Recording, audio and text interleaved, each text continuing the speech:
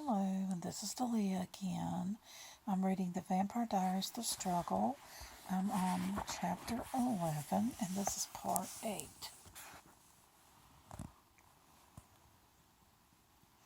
It took 5 or 6 of them to hold her down while somebody called the police. Elena stayed where she was, talking to Vicky, sometimes yelling at her, until the police got there. None of it did any good. Then she stepped back and saw the crowd of onlookers. For the first time, Bonnie was in front row, staring open-mouthed.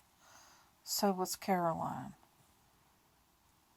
Oh, wait a minute. I'm not on that part. Let's see. I'm down here. Elena, panting gently, pushed a strand of hair out of her eyes. She went crazy and tried to undress Tyler. Bonnie pursed her lips. Well, she'd have to be crazy to want to, wouldn't she? And she threw a smirk over her shoulder directly at Caroline. Elena's knees were rubbery and her hands were shaking. She felt an arm go around her and she leaned against Stefan gratefully. Then she looked up at him. Epilepsy, she said with disbelieving scorn. He was gazing down the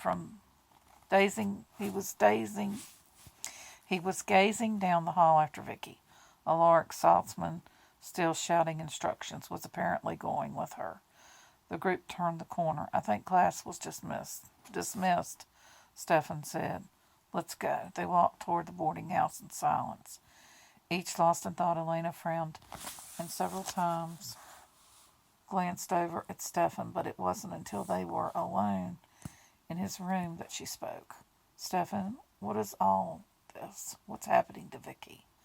That's what I've been wondering. There's only one explanation I could think of, and it's that she's still under attack. You mean Damon still? Oh my God. Oh, Stefan. I should have given her some of the vervain. I should have realized. It wouldn't have made any difference, believe me. She had turned toward the door as if to go after Vicky. That minute, Buddy pulled her gently back. Some people are more easily influenced than others, Elena.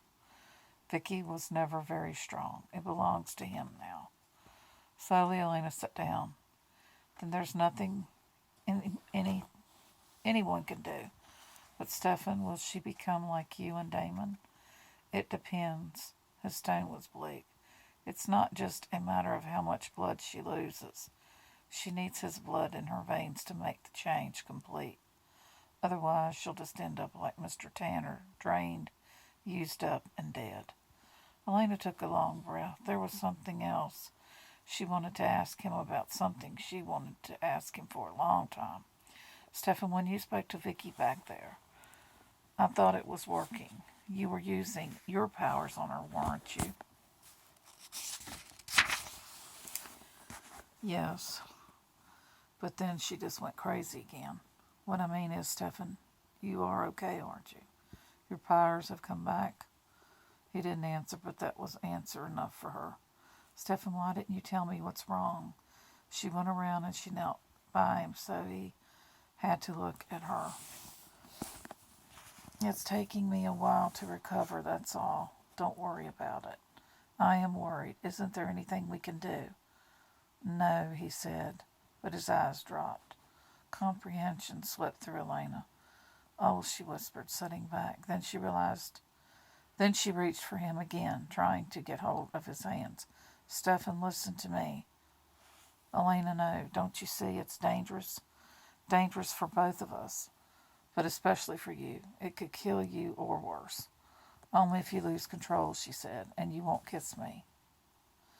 No, said Stefan again.